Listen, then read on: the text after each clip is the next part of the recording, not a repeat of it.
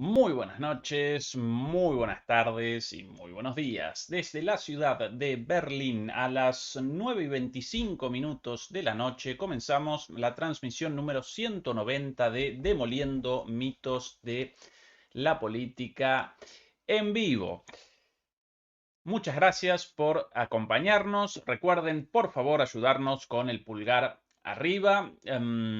Y sin más, comenzamos con el tema de esta noche, en la cual vamos a establecer el foco en el análisis del inicio del asalto terrestre a la ciudad de Kurájove o Kurájovo, según como quieran llamarla, en ucraniano o en ruso, como así también vamos a realizar un análisis de prácticamente todo lo ocurrido en el frente de combate a lo largo de los últimos 4 o 5 días, lo cual, por cierto, representa un desafío enorme por la enorme cantidad de noticias ligadas a los avances rusos, a las capturas de localidades, de ciudades, de minas, de establecimientos industriales, etcétera.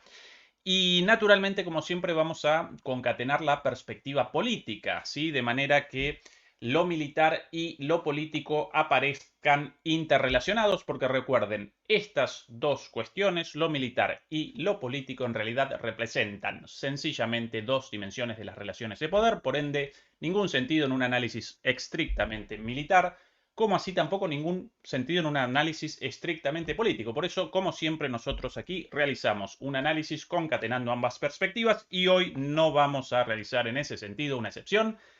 Así que, sin más, comencemos porque vamos a presentar mucha información y mucho análisis. Quiero comenzar contextualizando antes de presentar directamente el mapa a partir de el reconocimiento ya de los medios occidentales más antirrusos de todos, como por ejemplo aquí, con este titular de hace 1 o 2 días de The Economist, nada más y nada menos. Esta una publicación británica conservadora, extremadamente antirrusa, fuertemente atlantista.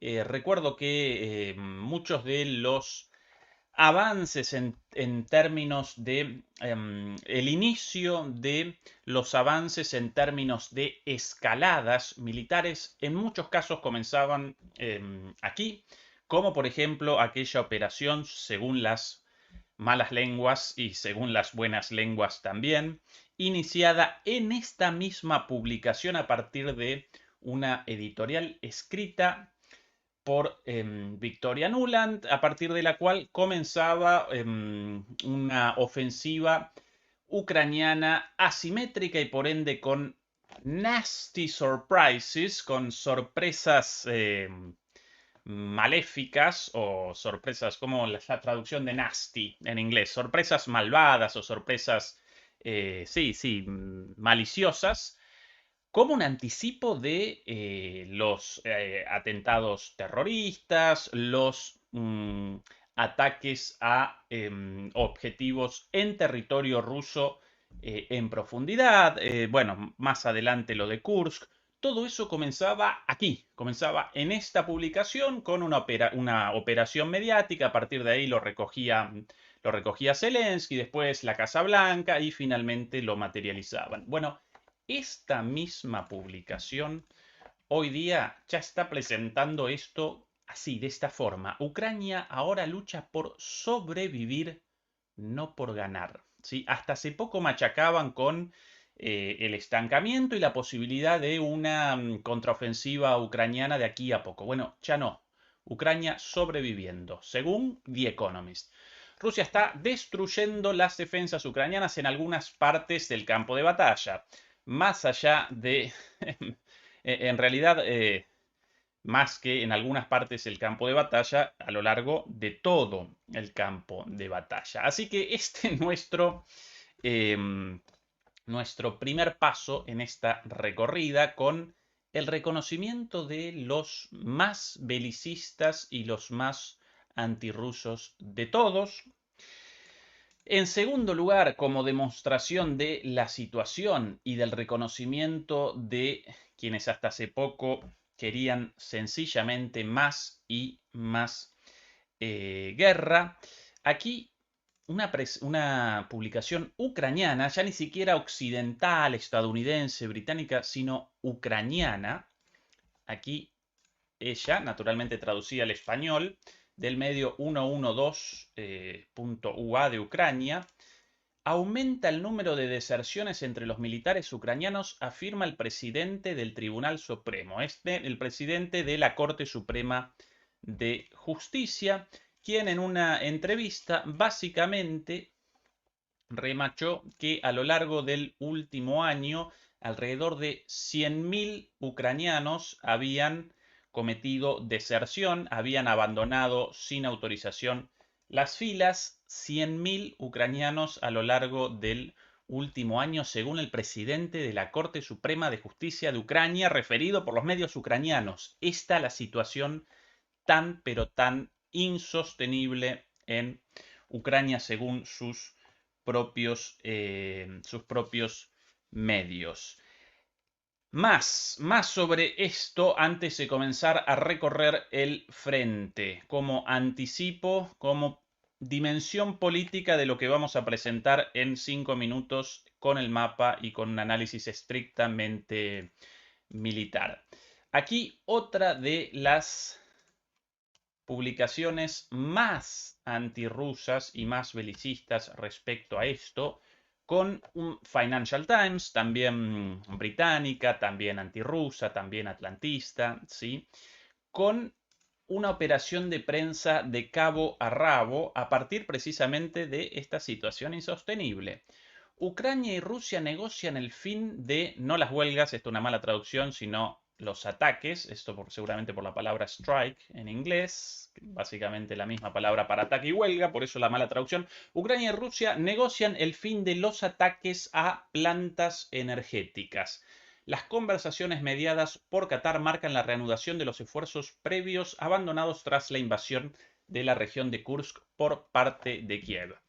Bueno, ¿cuál el contenido de esta operación completamente falaz, absolutamente mentirosa? Bueno, según Financial Times, Ucrania habría comenzado una negociación con Rusia para que Rusia abandonara los ataques a la infraestructura energética ucraniana de cara al invierno, a muy poquito del descenso de las temperaturas. Bueno, las temperaturas aquí en Europa ya descendieron y bastante, pero aún no comenzó el frío fuerte. Y recuerden que en esa zona del mundo, bueno, aquí en Berlín también, aunque ahí todavía más, frío fuerte llaman a temperaturas por debajo de los menos 20 grados. ¿Sí? Acá en Berlín puede en un invierno fuerte descender a menos 20. Ahí en Ucrania puede descender a menos 30 y en algunos casos extremos más aún también. ¿Sí? Con lo cual, sin energía, la ciudadanía aparece en riesgo vital, como naturalmente también la industria, el alto mando político, el alto mando militar, etcétera, etcétera. Pero según esta publicación, los rusos también participarían en estas negociaciones porque ellos también aparecerían interesados en un alto el fuego respecto a los objetivos energéticos y querrían también generar un acuerdo de, bueno, nosotros no acometemos las centrales eléctricas ucranianas, ustedes no realizan ataques contra la infraestructura energética rusa atacada hasta ahora, o del tipo atacado hasta ahora, como depósitos de combustible, alguna refinería, si no recuerdo mal. Bueno, esto obviamente carece por completo de veracidad, mentira total y absoluta para cualquier persona con dos dedos de frente, porque los ataques de Rusia a la infraestructura energética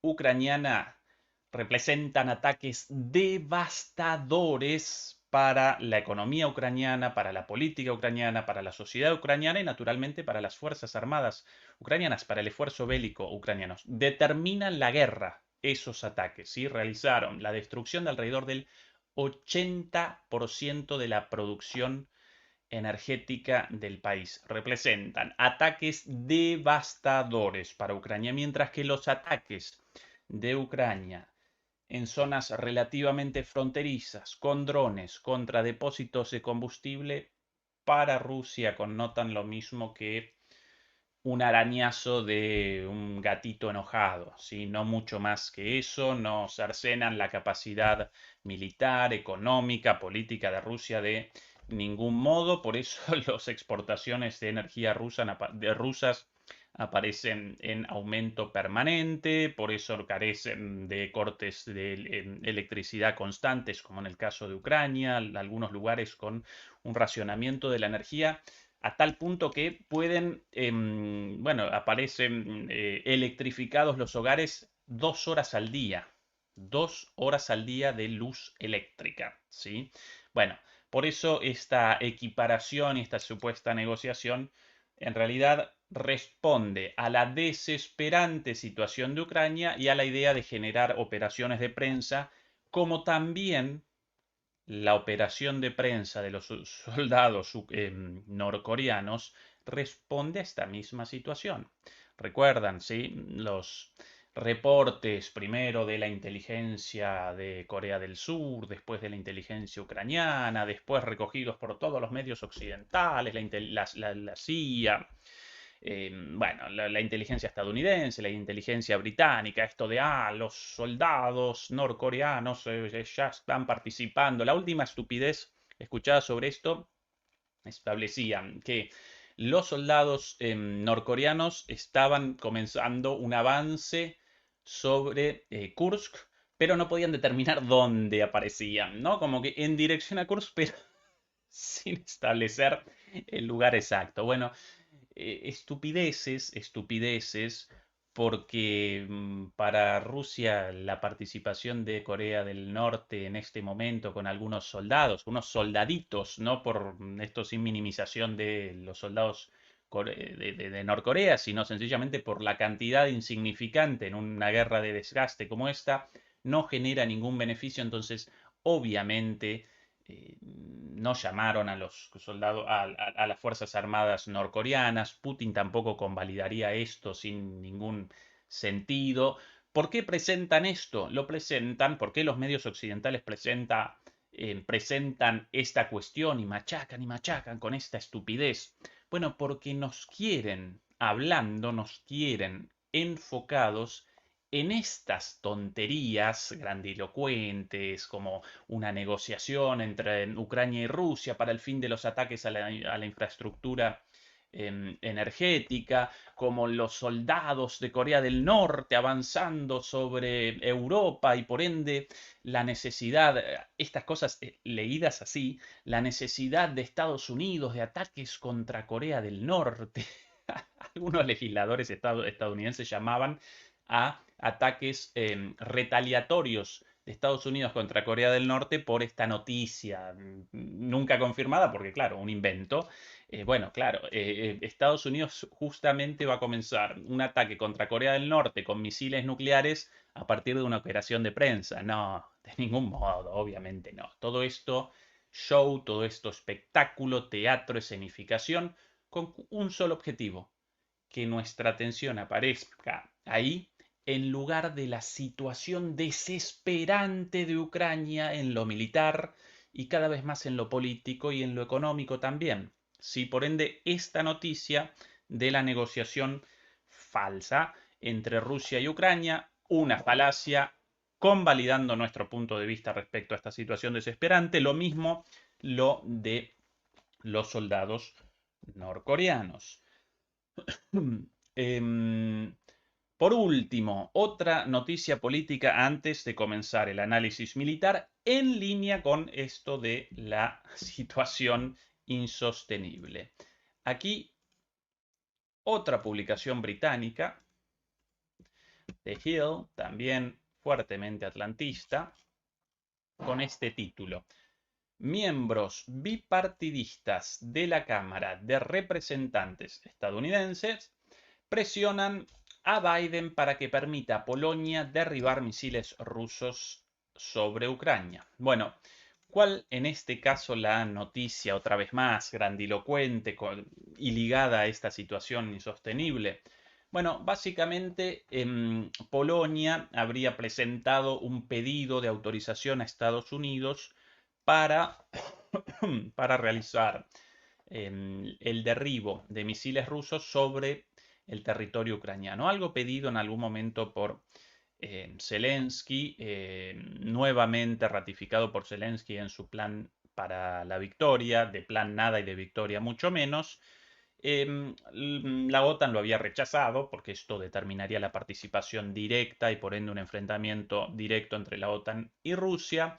Pero ahora los polacos, el gobierno polaco, con el objetivo una vez más de redireccionar la atención hacia esto, presenta este pedido y la Casa Blanca lo rechazará naturalmente, como lo rechazó hasta ahora. Una vez más, una confirmación política de la situación militar insostenible.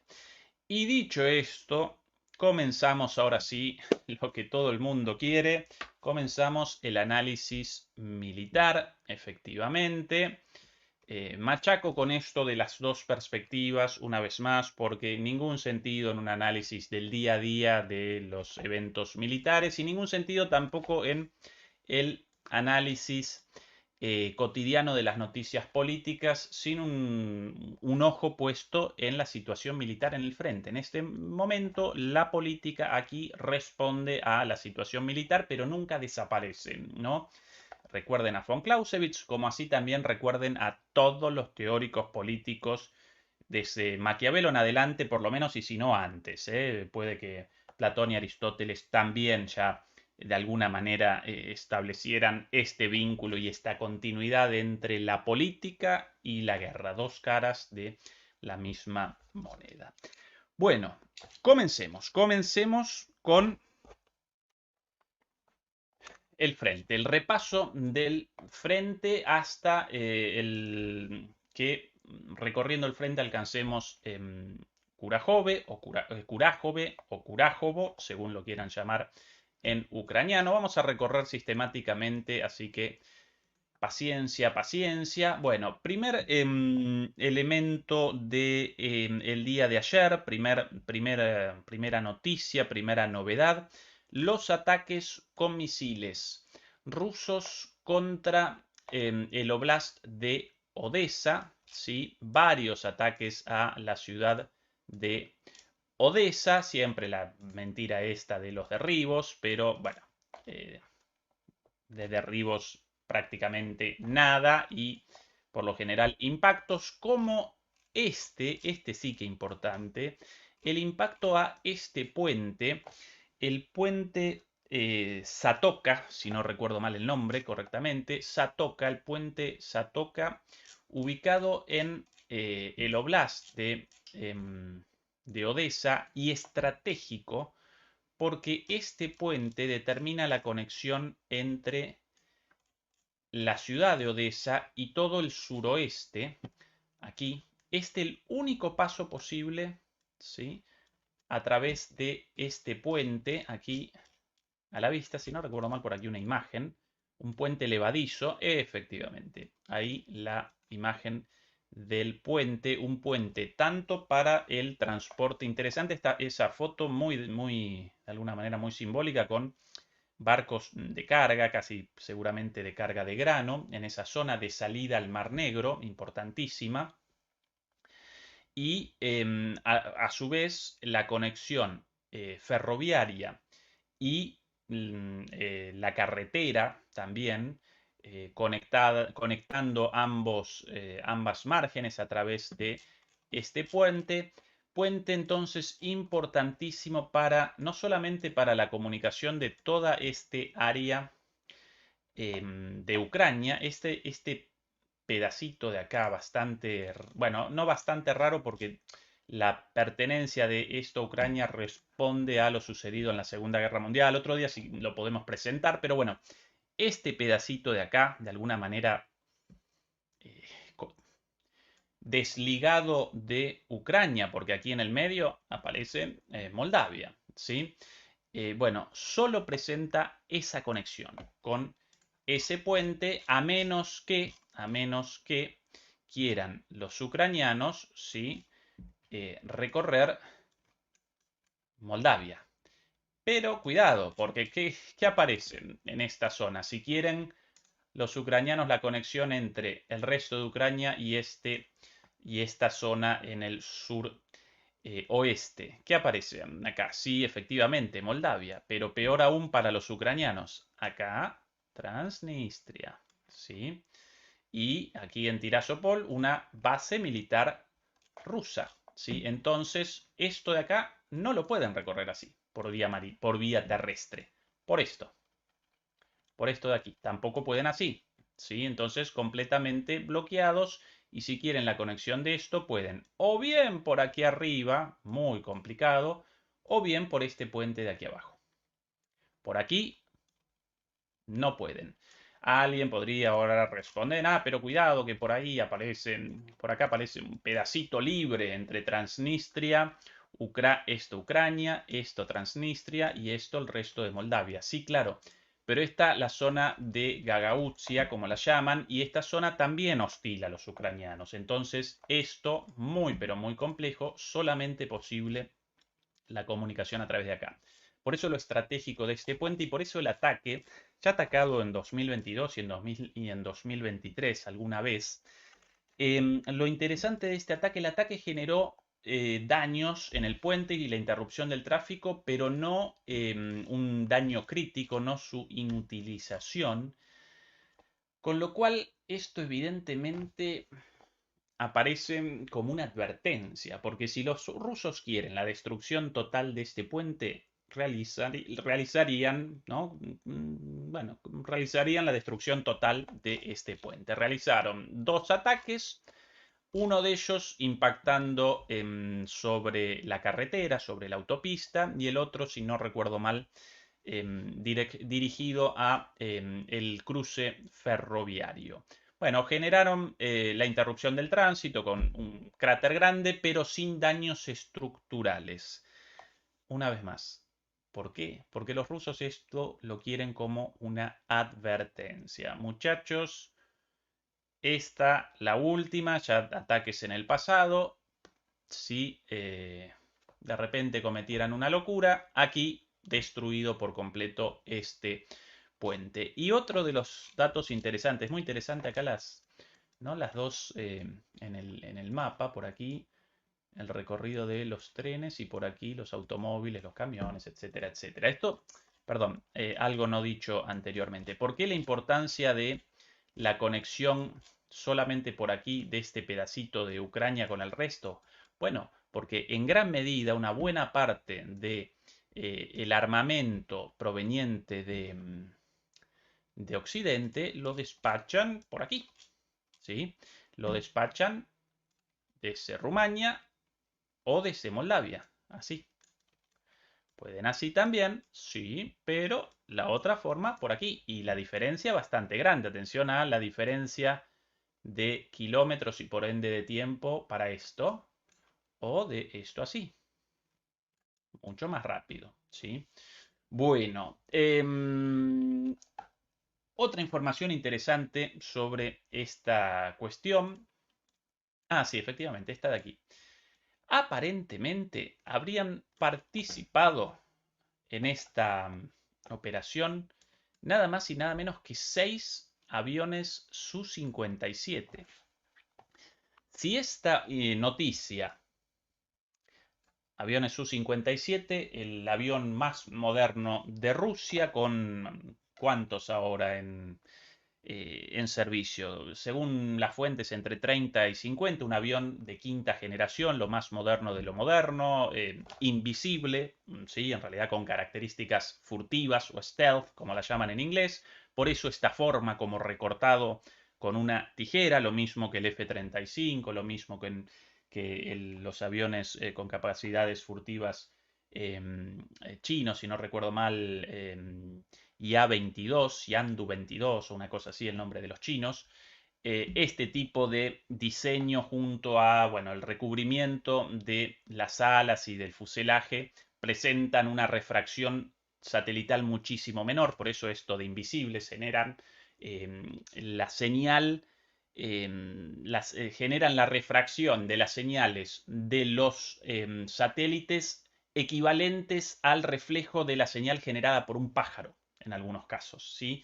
Tan poca reflexión satelital generan que esto podría en algunos casos, si bueno, según la posición del satélite, la posición del avión y distintas cuestiones, pero si esta capacidad furtiva efectivamente está realizando su función correctamente, entonces este avión en el satélite aparece como un pájaro, ¿sí? Por eso lo llaman invisibles. Invisibles no, pero mucho menos detectables.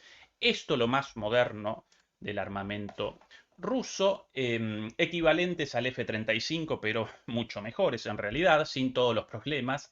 Y si esta noticia hubiese aparecido antes de los videos vistos estas últimas 2 semanas de aviones Su-57 efectivamente participando en operaciones sobre el frente de batalla, yo entonces esto lo habría rechazado como propaganda. Ah, no, todavía los rusos no van a despachar a sus mejores aviones más modernos, por ende, en cierta medida más vulnerables, porque claro, estos aviones sin las horas de vuelo de experiencia en combate, por ejemplo, de los Su-34, Su-35, etcétera, etcétera, Su-27, de todos los aviones ya probados y recontraprobados y súper confiables, ¿sí? Además del riesgo de la caída o el derribo de uno de estos.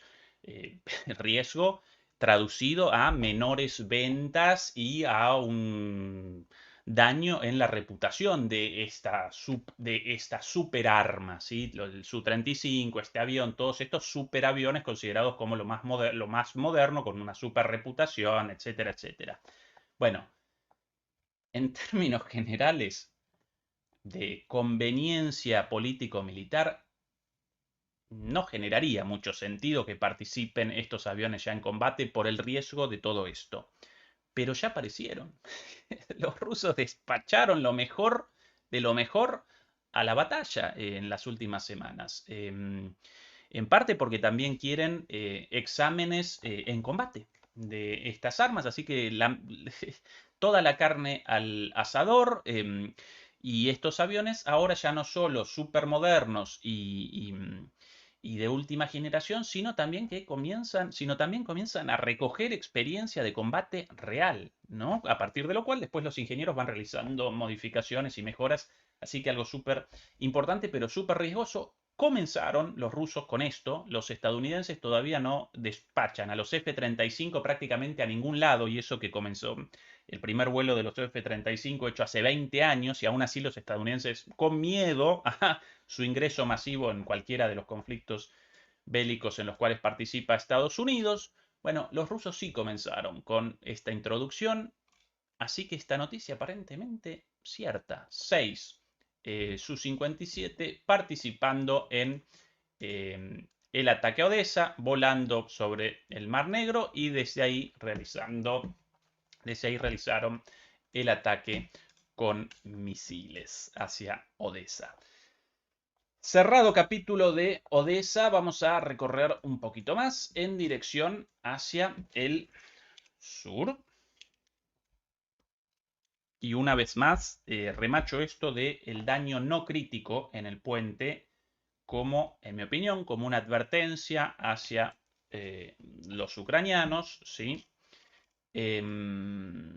Comencemos entonces con el frente sur con cambios verdaderamente notables en los últimos días, a tal punto que para presentar todo lo sucedido debemos realizar un esfuerzo enorme de resumen recapitulando un montón de avances, de capturas y de acontecimientos solamente en los últimos 5 días. Casi uno no puede acompañar la velocidad de las noticias por la enorme cantidad de avances. Esta es la situación actual. Ahora voy a retroceder en el tiempo para presentar lo sucedido, pero atención aquí a la posición de Buledar.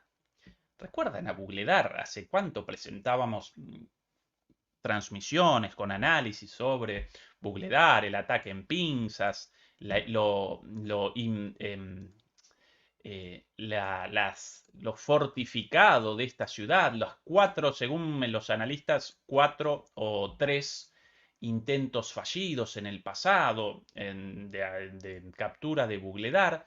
Bueno, después de todo eso, finalmente Bugledar conquistado y ahora ya aparecen, prácticamente aparecen en la retaguardia, ya aparecen a kilómetros de el avance ruso. Una cosa impresionante. Para quien responda ahora cínicamente a esto, no, pero ¿cómo? Impresionante, los rusos, si tan fuertes, solamente aquí realizaron algunos avances de kilómetros después de años de machacar y machacar contra Buledar. Sí, sí, impresionante en los términos de una guerra de desgaste. ¿Sí? En los términos de una guerra en la cual para realizar un pequeño avance deben las fuerzas machacar y machacar, machacar hasta generar el debilitamiento del adversario y a partir de ahí sí poder acometer. ¿Sí? Comparado esto con los avances de Estados Unidos en la Operación Tormenta del Desierto contra las defensas iraquíes, en las cuales los tanques, según recuerdan reportes, aceleraban derecho, recto al máximo. ¿Sí? En un momento debían realizar una pausa por falta de combustible, porque los Abrams presentan ese problema, un consumo de combustible excesivo, hasta la espera de los camiones aprovisionadores de más combustible y a partir de ahí comenzaban de nuevo acelerando a 70, 80 kilómetros por hora, la velocidad máxima de un tanque más o menos, y recorrían kilómetros en un día. Claro, comparado con eso, no, claro, comparado con eso, esto es un avance relativamente pequeño, pero esto es una guerra en serio. Esto es una guerra en serio, esto es una guerra de desgaste. Acá Rusia contra la OTAN, no Estados Unidos contra el ejército de Saddam Hussein, ¿sí? Con armamento soviético viejo ya en aquel entonces viejo. Y bueno, y la preparación insuficiente, naturalmente, de las fuerzas militares. Así que este avance de esta magnitud en apenas unos días, en el marco de una guerra de desgaste, aparecen como algo verdaderamente muy, pero muy llamativo. Y si lo presentamos retrocediendo, eh, ¿cuántos? ¿6 días? ¿5 días? Esto después de la captura de Buledar. Atención a el frente en aquel entonces, además un frente mucho más plano, y a partir de ahí, el avance,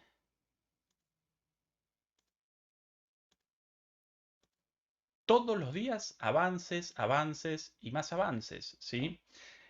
Algunos videos espectaculares de esto y videos mucho más parecidos a los videos propios de una guerra de posiciones, videos como este con columnas de tanques, ahora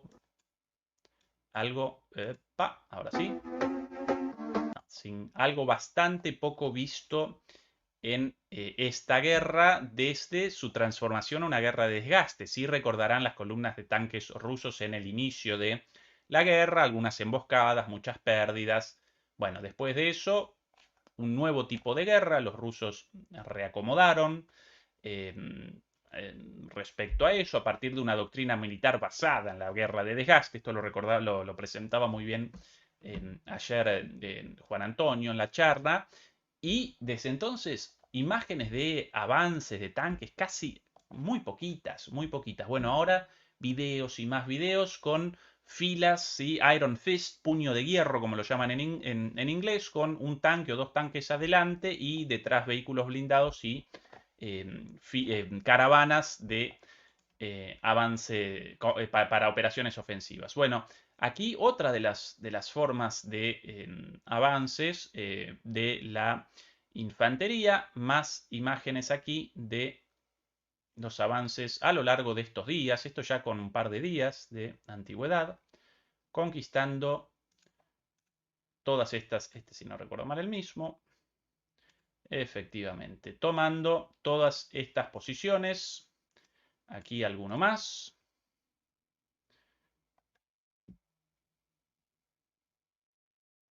En muchos casos hay la banderita rusa, la banderita dicho sin ninguna connotación despectiva, banderita por lo chiquito en el video, la bandera rusa. Otro de los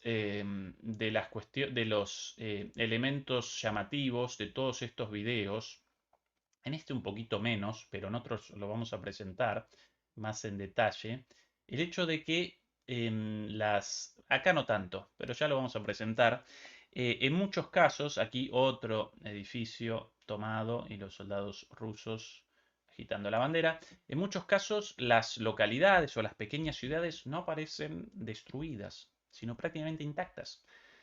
¿A qué responde esto? A que los ucranianos carecen de capacidad defensiva, entonces sencillamente retroceden y los rusos realizan avances sin la necesidad de machacar y machacar con artillería, con drones, con bombas, etcétera, etcétera, como hasta ahora. ¿Sí? Algunos. Bueno, esto ya por aquí. Básicamente, esto del 28, más imágenes, más avances, otro más. Bueno, los vamos presentando uno a uno. Cada uno de estos videos con el izado de la bandera rusa más adelante en el campo de batalla, ¿sí? Un paso más. Al día siguiente, recién solamente un día más de avance en el tiempo. Aquí más todavía. Un día después, un video ahí, los soldados directamente caminando con la bandera. Las dos, la roja, ¿no? Rememorando la captura de Berlín y la bandera de la Federación Rusa, la otra de la Unión Soviética. Esto del 29, todavía 2 días más de avance, más y más ahí. Por aquí, en alguno de estos, si me ayuda la suerte, algún video con mostrando, bueno, esto ya del día de ayer, prácticamente sí, ya lo último capturado por Rusia, aparentemente hasta aquí la posición de avance en esta zona. Básicamente en esta región los ataques presentan tres direcciones, una por aquí, otra por aquí y esta tercera, ¿sí?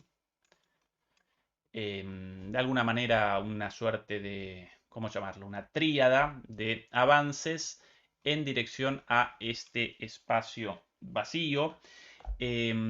Aquí en Yasna Poliana, el último punto tomado por los rusos. Bueno, este es el último video de todos con, si bien aquí ninguna bandera visible, aquí visible esta localidad completamente vacía y según el autor de este video, bueno, esto es una demostración del avance de los rusos.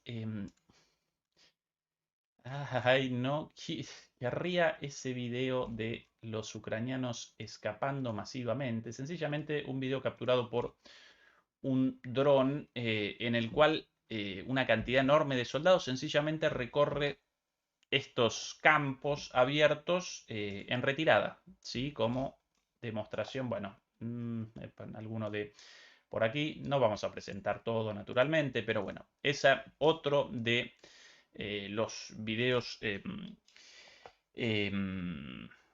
publicados en estos últimos días. Entonces, las direcciones por aquí, esta de aquí, perdón, esta de aquí, según los analistas militares, bueno, la llaman Boyailenka, Katerinivka y Sukiyaki, perdón.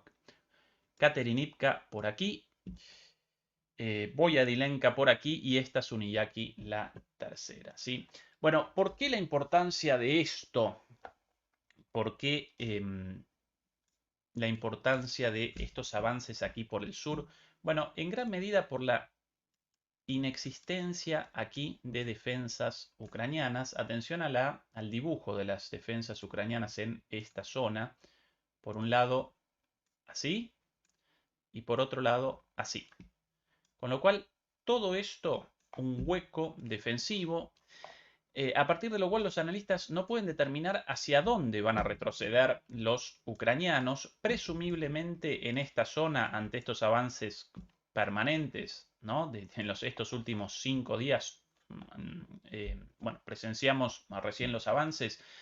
En la medida de lo posible van a retroceder hasta detrás de este río, un río llamado Suki-Yali, si no recuerdo mal. Sí, efectivamente, Suki-Yali, pero un río no del todo caudaloso y aún retrocediendo desde ahí, aparecen bueno, aparecen asediados por el norte, incluso por el este, y eso además determinaría un avance de los rusos por estas tres zonas hasta esa zona, hasta ese río. Y una vez ahí, ¿sí? Una vez ahí, aun si los rusos sencillamente conquistaran esto, generan en este hueco un pasadizo hacia el Dnieper, porque aquí esta barrera no va a ayudar a los ucranianos, no va a desacelerar el avance, no va a establecer impedimentos, y esta barrera de aquí, defensiva, tampoco va a establecer barreras al avance ruso en esta dirección. Los rusos están conscientes de esto y por eso calladitos, calladitos todos los días con avances desde la captura de Bugledar y esta operación ofensiva, entre comillas, bueno, durante los últimos 5 días. Abandonemos el frente sur y recorramos ahora el frente oeste, o el frente este desde el punto de vista ucraniano, oeste desde el punto de vista de Rusia. Comencemos por Selidovo. Selidovo o Selidove, según bueno, el nombre en ucraniano o en ruso. Recuerdan que Selidove aparecía asediada por una ofensiva de pinzas, pero según los ucranianos presentaba muchísimas defensas debido a que retrasar aquí el avance ruso connotaba naturalmente un retraso en la ofensiva directa a Pokrovsk. Entonces, como los rusos querían generar un ataque por el flanco sur de Pokrovsk, los ucranianos habían determinado establecer sus defensas aquí en Selidove, retrasando lo máximo posible este avance ruso y de esa manera protegiendo Pokrovsk, el nudo logístico fundamental de esta zona.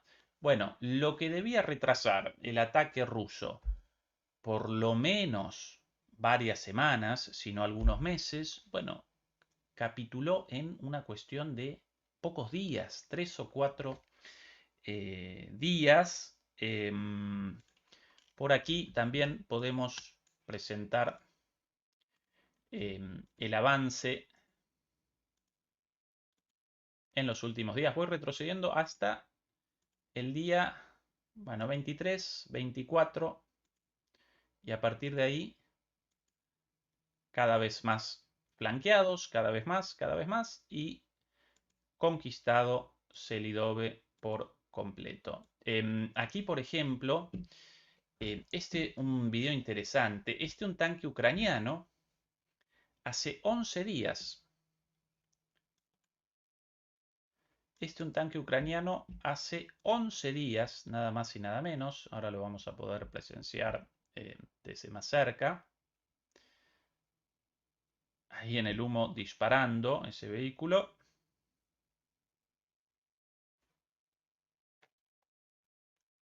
Ahí sí visible. Bueno, esta es la situación hace 11 días. Control absoluto de, no un tanque, perdón, un vehículo blindado. Con un cañón, naturalmente, ¿no? Hace algunos días, control total de esta localidad, de esta ciudad. Esto ya es una pequeña ciudad, más grande que Sucha, por ejemplo, a propósito de las comparaciones permanentes con Kursk. Bueno, esto hoy día ya en el recuerdo. Bien, esto para colmo en la zona, en la margen oriental de la ciudad de Selidove. ¿Sí? 11 días atrás. 11 días atrás, eso. También un avance muy, pero muy fuerte. Por aquí algunos videos de los avances rusos y de la... ahí visible de fondo la zona de las minas, muy importantes en altura. Esto de hace apenas unos 2 días, si no recuerdo mal. Otro lugar, eso evidentemente una mina, el edificio de una mina, por eso los elevadores. La importancia de estos edificios en gran medida responde a la altura. Recuerden una vez más las características de, de estos terrenos. Ahí buenísima esa imagen, buenísima esa imagen. Terrenos muy planos, básicamente formados por campos planos, playos, lisos, interrumpidos cada 800 metros, 1 kilómetro, 2 kilómetros por pequeñas hileras de árboles y dominados en su conjunto por una zona un poco más elevada, por lo general con una mina y con edificios altos en esa mina, o bien por una urbanización, por una pequeña ciudad. Por eso la importancia de la captura de las ciudades y de las minas con estos edificios altos, como así también de las escombreras pertenecientes a las, a las minas. ¿Sí? Algo más por aquí para recorrer. Voy presentando los videos porque no sé, en lugar de solo presentar el mapa, nos ayudan un poquito con una imagen visual de... bueno, recordaba por aquí algún video más. Exactamente, recordaba bien. Esto ya, cuando todavía no habían conquistado toda la ciudad, los rusos ya podían recorrer Selidove. En otro contexto, ese edificio completamente destruido. Aquí sí algún impacto, pero nada terrible comparado con las imágenes vistas, por ejemplo, de Bakhmut, de Avdiivka, de Vuhledar, ¿sí? Esos, bueno, está la parada de colectivos, de buses todavía en pie. Prácticamente nada con respecto... Y esta es la zona de mayores combates antes de que retrocedieran del todo los ucranianos. Vamos a presentar alguna del otro lado. Bien, interesante. Por aquí imágenes también de las evacuaciones. Esta muy, muy espectacular de... Esta el escape de los ucranianos, la evacuación a toda velocidad, acosados por el fuego ucraniano, perdón, por el fuego ruso, prácticamente con combate cuerpo a cuerpo, ¿no? Disparando a distancia de rifle. Sí.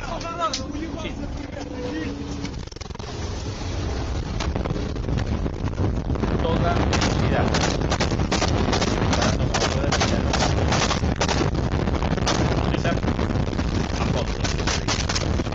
Velocidad máxima, claro, la máxima de vehículo blindado, automóvil nacional, ¿no? Pero esa es la evacuación. Como pueden y bajo fuego, a máxima velocidad, con el temor permanente de, por sobre todas las cosas, un dronazo, el ataque de un dron. Bien, esto también en Bueno, 3 días atrás, la evacuación de esto, 3 días atrás, esta ciudad todavía no tomada, ese video con alguna imagen un poco más fuerte, así que no lo vamos a presentar.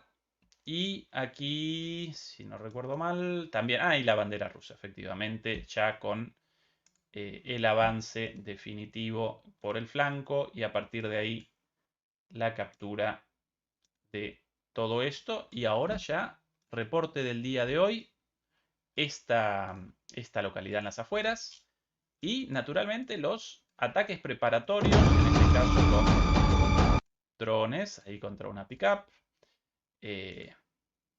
Bueno, acá seguramente contra soldados, así que no lo presentamos. Y ataques también en esta dirección, ya avanzando más en profundidad hacia la zona sur. En algunos casos, en los ataques de el flanco sur, perdón, esto del sur del suroeste para los rusos, sureste para los ucranianos. En algunos casos, los ataques preparatorios con artillería y con bombas, ¿sí? Eso en Selidove, ya tomada por completo. Aquí, cada vez más cerca a nosotros de Kurájove, el plato fuerte de hoy, pero antes vamos a presentar lo sucedido en los últimos días aquí en la región de Kurájivka.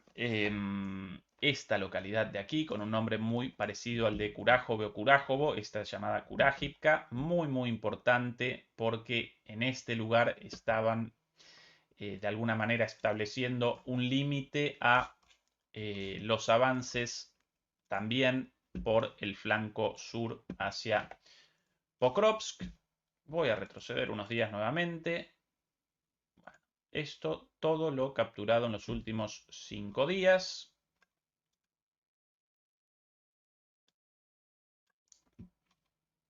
Cada día un poquitito más, por ahí. Este video recordaba, quería presentar efectivamente. Estas imágenes de tropas ucranianas abandonando campo a través del campo. Esta zona de defensa, esta zona de combate, ¿sí? Bueno, ¿cuáles los últimos acontecimientos? Así, los avances día a día, incluso en el sur hacia Kurajovo, también fundamental, más importante incluso que esta zona por el nudo logístico aquí en esta localidad. Bueno, el día de hoy, hasta el momento, presentan dos versiones los analistas militares. Los pro-ucranianos presentan avances hasta la mitad occidental, perdón, la mitad oriental desde el punto de vista ucraniano de Kurajivka, ¿sí? Según los mapeadores pro-ucranianos, todo esto habría sido conquistado ya por los rusos y de hecho por aquí algunas imágenes de la captura. Ahí esto lo interesa. Bueno, lo presento todo y después lo...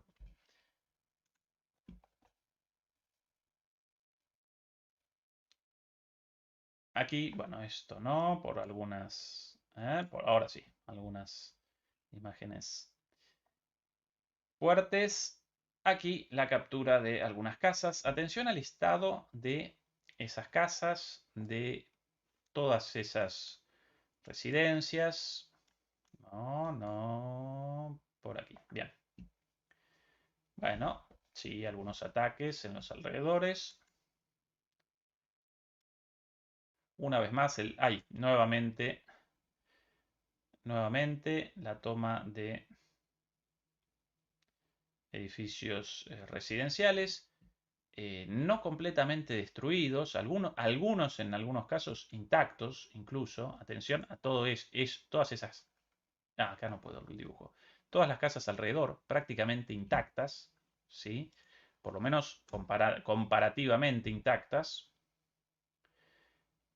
Lo cual, una vez más, responde a el retroceso de las fuerzas de defensa ucranianas en esta región. Según los ucranianos, según los mapeadores ucranianos, los rusos habrían conquistado esto nada más. Según los mapeadores prorrusos, Rusia ya conquistó todo esto.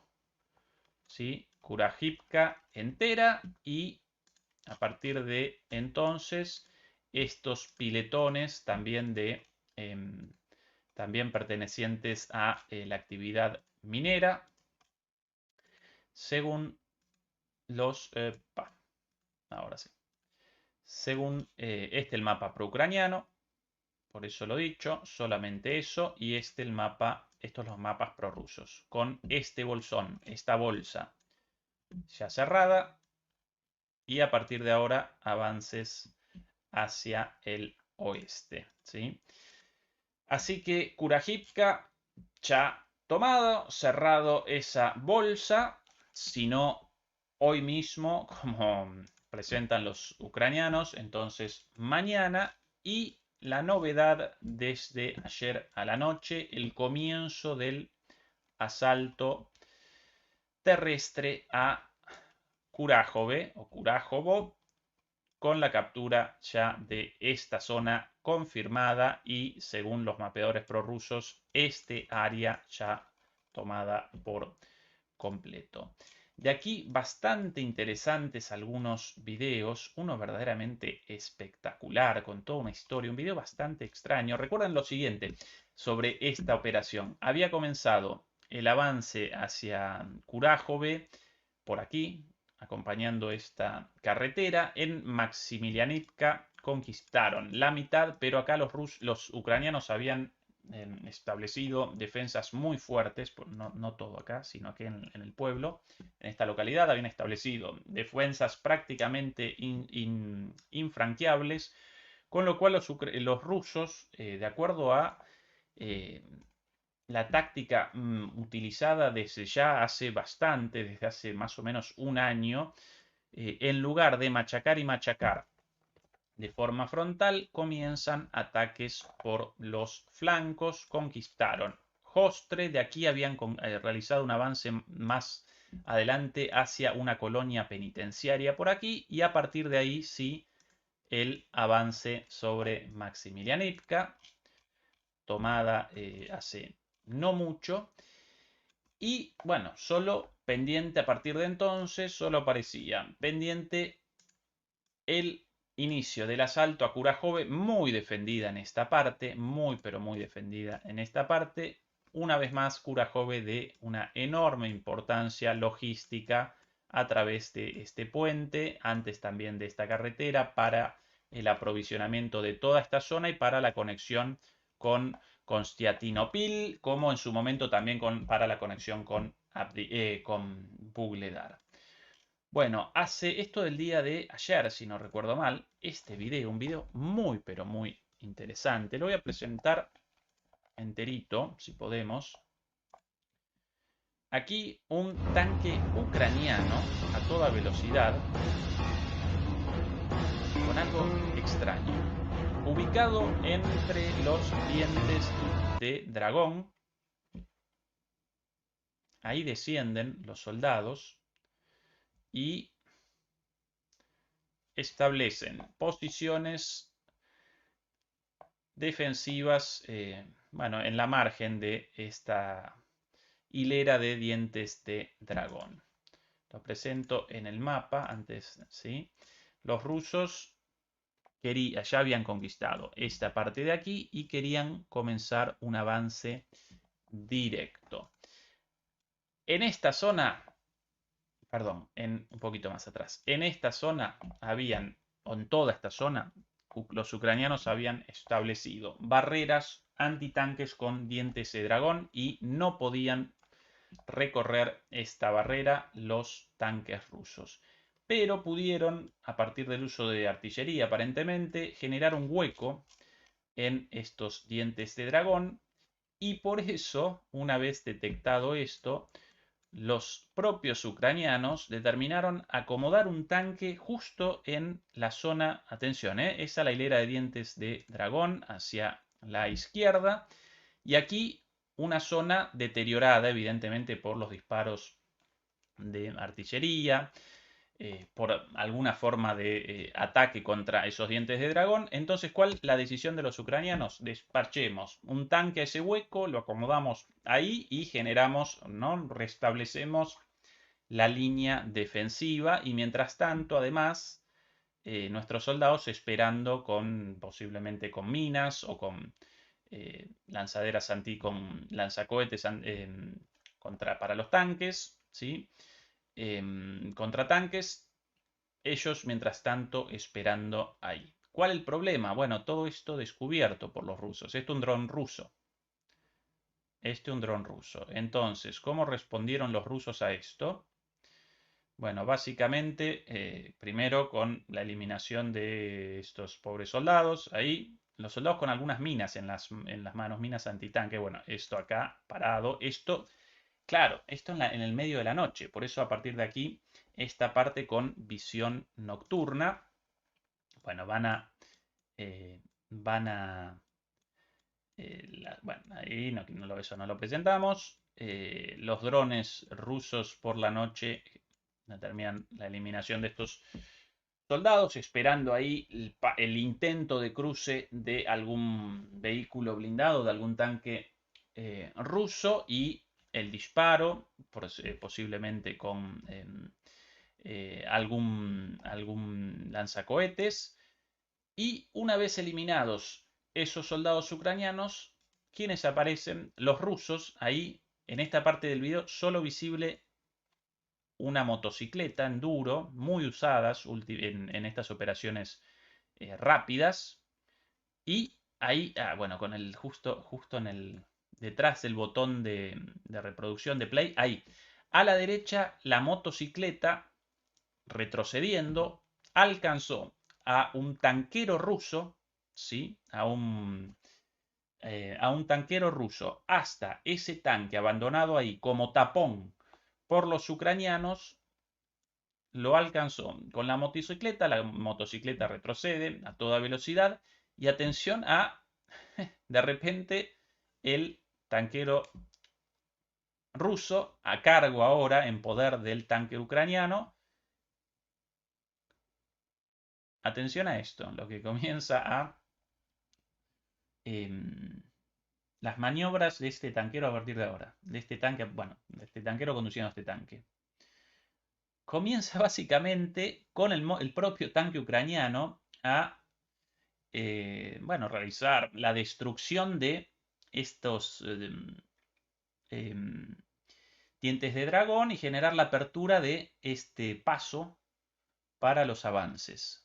Por eso estos movimientos tan particulares, casi giros de 180 grados, incluso destruida una mina ahí, es una mina antitanque, el tanque un tanque soviético evidentemente, por eso manejable por ambas, bueno, llevado hasta ahí por los ucranianos y recogido por los rusos, un tanque soviético, casi seguro un T-72. Y ahora van a comenzar por ese hueco, ¿sí? La importancia de las operaciones al nivel de esto, ¿no? De la destrucción de una barrera de dientes de dragón con las idas y vueltas, un tanque puesto casi cinematográfica toda la secuencia. La importancia de esto para el nivel mayor, ya no táctico de la acción de unos soldados, sino táctico en el sentido de la captura o el avance hacia una localidad, hacia la captura de un pueblo, o incluso de Curajove, una ciudad. Bueno, ahora vamos a presenciar en los próximos, ahí detrás Curajove y ahí la represa. Ahora vamos a presenciar cómo por ese hueco hecho ahí van a comenzar básicamente los avances rusos y esos avances rusos determinaron el inicio del asalto de Kurajove y pronto su captura. Ahí, como en tantas otras veces, una columna de ataque ruso con un tanque adelante con este suplemento, aditamento delantero para la destrucción de minas, ¿sí? Esta suerte de rodillo destruyendo minas. Por ahí, este el primero de estos tanques y a partir de aquí va a comenzar toda una columna. Ahí descienden unos soldados, ahí va, bueno, aparentemente ayudan a algún caído o unas, bueno, evidentemente algunos caídos o acá incluso esto poco claro, acá un dron atacando a este soldado aparentemente, una motocicleta caída ahí, bueno, esta es la guerra real, ¿no? No Rambo con saltos y explosiones detrás, sino el muchacho este soldado ruso, trastabillando con dos motocicletas, esos, ¿no? Dos cuerpos, con un dron alrededor revoloteando y un poco torpe, pero bueno, claro, la vida en juego ahí, ahí trastabillando, ahí de nuevo parado. Eh, aparente si herido o no, bueno, esto es poco claro, pero a partir de acá comienzan más adelante ahí la llegada de más soldados y el paso de los tanques.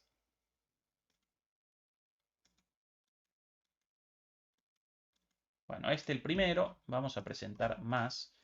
Ahora, estos, sí, estos videos ucranianos de los tanques rusos cruzando y los drones impactándolos, pero en la mayoría de los casos eh, con averías, pero ahí la columna de tanques, la columna de blindados. Uno, 2, 3, 4, 5, 6. Y todos cruzando por ese hueco en los dientes de león.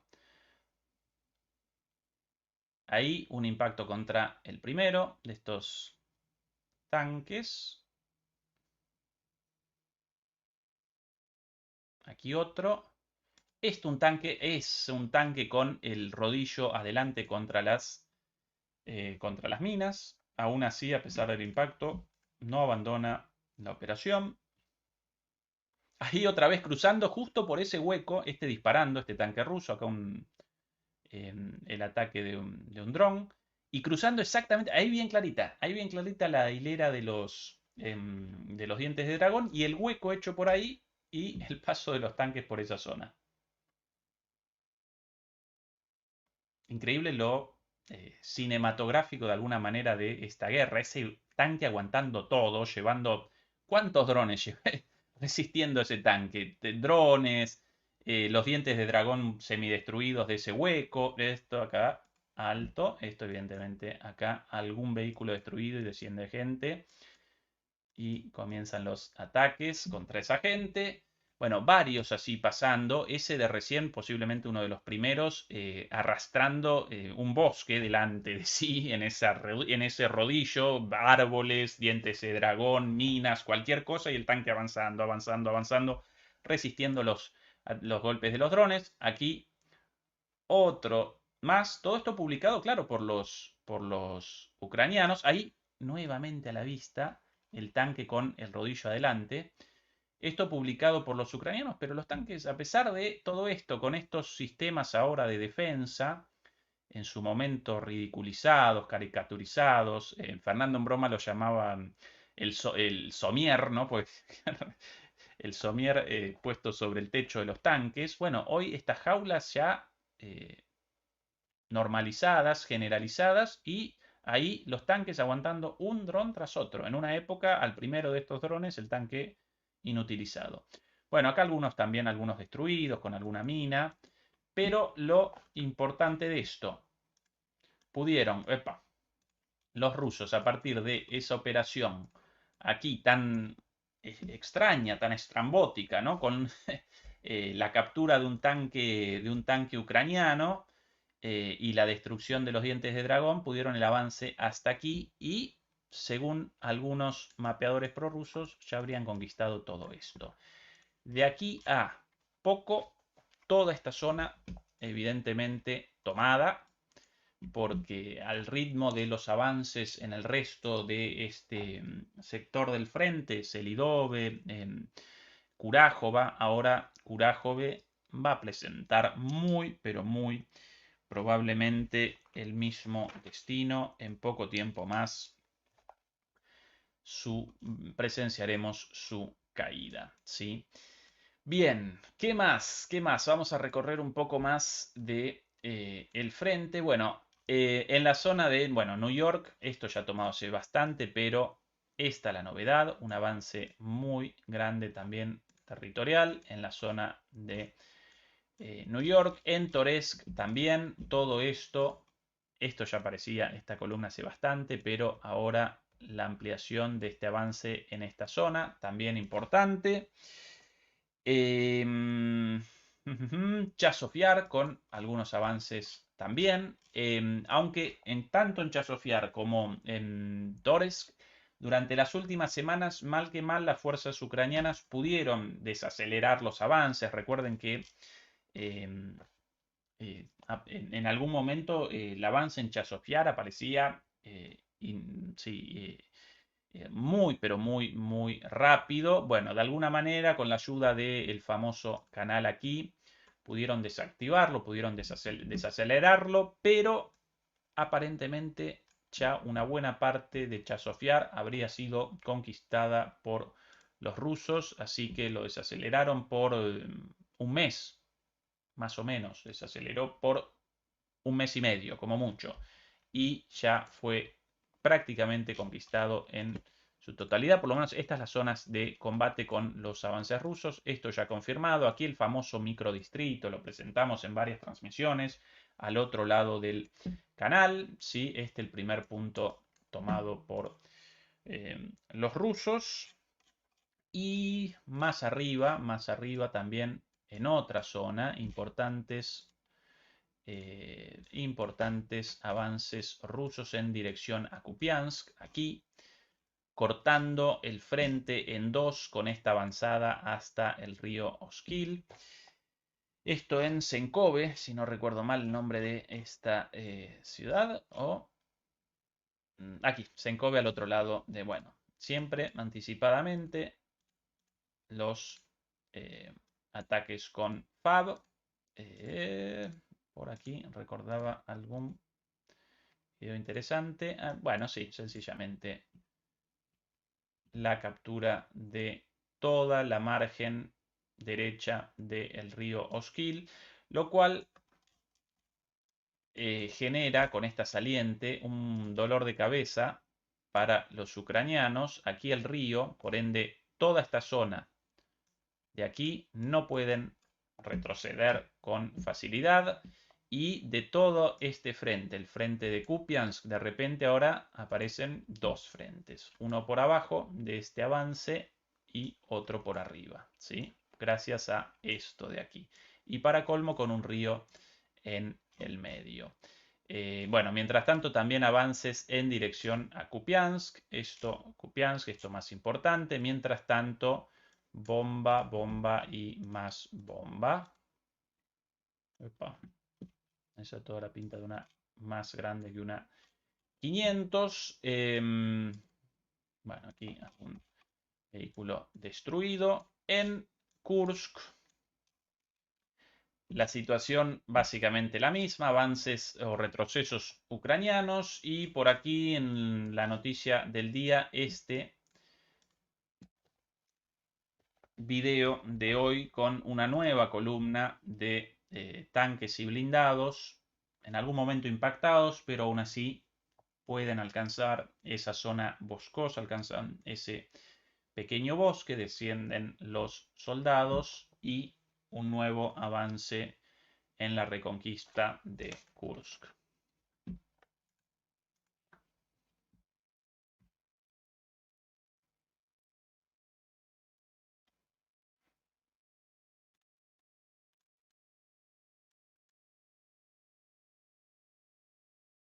Bien, hay otro video más, ahí descienden los soldados y a partir de ahí el avance hacia la zona norte de Kursk, en esta dirección.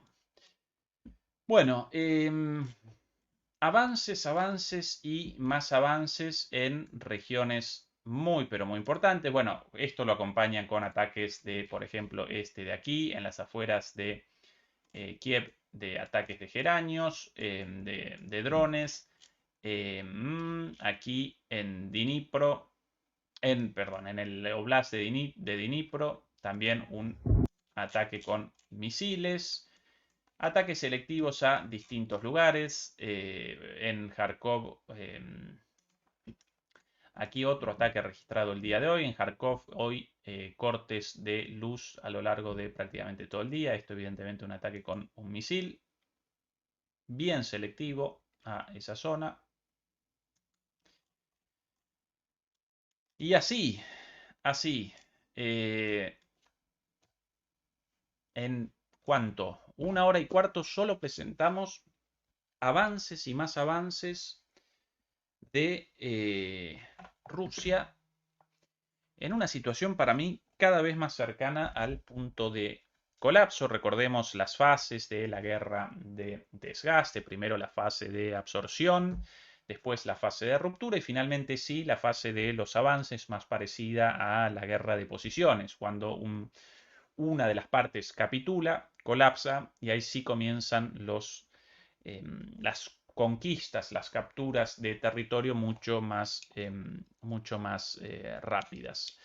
En esta última semana, más allá de los avances rusos a lo largo de los últimos 2 meses, en esta última semana presenciamos un proceso de aceleración eh, de este desarrollo, de este retroceso ucraniano con ciudades abandonadas y por ende casi sin resistencia, retrocediendo hacia posesiones no fortificadas, no guarecidas, sobre zonas planas, sin grandes conglomeraciones urbanas. De aquí, el próximo paso, básicamente Pokrovsk. Y una vez caído Pokrovsk, esto ayer junto a Juan Antonio Aguilar deliberábamos sobre esto, una vez tomado Pokrovsk, aquí este próximo paso, los avances por todo el frente. Según la lógica, debería Rusia comenzar entonces, una vez roto el principal nudo logístico de Ucrania en el Donetsk y naturalmente uno de los principales puntos de resistencia, por eso estas fortificaciones a su alrededor, debería, según la lógica, comenzar la captura de todo el resto del Donetsk y de esta región de Zaporizhia, del Oblast de Zaporizhia. Bueno, más arriba el pedacito todavía de Lugansk. Esa la lógica, ¿sí? Esa la lógica. Aquí otro ataque con misil ruso, esto es Dnipro, ¿no? ¿Verdad? Sí, esto es Dnipro. Bueno, otro más. Aunque también comenzaron a proliferar especulaciones sobre la posibilidad de, una vez tomado Dnipro, en lugar de el movimiento lógico y menos arriesgado, un avance en profundidad directamente hacia Dnipro y posiblemente hacia Zaporizhia, aquí la ciudad de Zaporizhia, aprovechando la situación de desorganización, de caos, de desespero de las Fuerzas Armadas ucranianas una vez producida la captura de Dnipro. Entonces, en lugar de primero esto y después esto por orden, ¿sí? No, directamente, una vez caído esto, una operación arriesgada, directamente hasta el Dnieper, a la espera de que todas estas zonas en el colapso no presenten, no, bueno, retrocedan desordenadamente y por ende no presenten resistencia a los avances sobre territorios ya no defendidos. Menos probable esto último, pero no imposible. ¿Sí? No imposible. Más probable el escenario planteado anteriormente.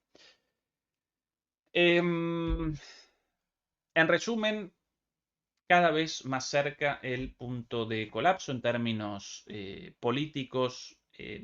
Zelensky cada vez más aislado, el foco de los Estados Unidos, bueno, ahora en sí mismo, en las elecciones, en apenas 5 días, en el conflicto en Gaza, naturalmente, también, bueno, no solamente en Gaza, sino también en el Líbano, en Irán, naturalmente, también, y en las elecciones. Y Zelensky cada vez más solo y esta guerra de camino hacia la resolución, lo cual no va a determinar, como ya presentamos en varias oportunidades aquí, no va a determinar el fin de los conflictos en esta zona. Por eso la importancia del el análisis, o por lo menos de la tensión en Moldavia, ¿sí? Con las elecciones, para mí, a todas las luces, trampeadas de la semana pasada ya, ganadas por la presidenta en funciones, pero por mucho menos de lo vaticinado por las encuestas, y ahora con una segunda vuelta muy, pero muy difícil. Y el otro punto el otro punto caliente en esta zona, Georgia, con unas elecciones ganadas por el gobierno actual, no prorruso, pero no antirruso, como la presidenta, ¿sí? Recuerden, Georgia presenta un sistema de gobierno parlamentario, entonces el gobierno aparece en manos del primer ministro y la presidenta solamente realiza funciones formales, pero esta presidenta responde de manera directa a la OTAN, una presidenta francesa en realidad, si no recuerdo mal, realizó su primer viaje a Georgia a los 32 años, ella nacida y criada en Francia, y bueno, ella junto al resto de la oposición comenzaron con las denuncias de fraude, algo predicho en este canal. Los estadounidenses, la OTAN va a querer aquí una revolución de color tras la victoria del del primer ministro, el primer ministro más cercano a Rusia, por lo menos no antirruso. Así que Ucrania desapareciendo, Ucrania de camino a la derrota, y los nuevos escenarios de aquí a poco en este área, Georgia y Moldavia. Pero claro, todo esto filtrado por la situación en Estados Unidos según la elección de este próximo martes. Si no recuerdo mal, el martes 5, sí, el martes efectivamente. Así que las antenas apuntando en este momento hacia los Estados Unidos, porque eso va a determinar en gran medida el desarrollo del escenario geopolítico en Europa, y el eventual cambio del foco de Estados Unidos hacia Asia, y por sobre todas las cosas hacia China, y también posiblemente hacia el conflicto en Medio Oriente. Demoledores y demoledoras, recuerden acompañarnos con el pulgar arriba, lo cual nos ayuda mucho contra la censura y la desmonetización de nuestros videos, de nuestras transmisiones. Recuerden también las transmisiones en nuestro canal hermano, y si pueden, y si quieren, naturalmente también, no desaprovechen la posibilidad de una suscripción completamente gratuita a nuestro canal hermano de MP Geopolítica. En un ratito nada más va a comenzar Adrián Celaya por DMP Geopolítica con un análisis sobre la incógnita Trump, ¿sí? Un análisis sobre la posible futura política de Trump en Estados Unidos en el caso de una victoria. Cada vez más, todavía nada seguro, pero cada vez aparece una lucecita más de distancia para Trump respecto a Kamala Harris, aunque de aquí hasta el martes podemos presenciar cualquier cosa, incluso una sorpresa de octubre. Bueno, en la transmisión en 10 minutitos nada más, Adrián Celaya va a realizar un análisis de los presuntos lineamientos seguramente de la política de Trump de aquí en adelante. Por eso el título de su programa, La incógnita Trump. Demoledores y demoledoras, una vez más, por favor, ayúdenos con su poderoso like. Y dicho esto, hasta el día de mañana.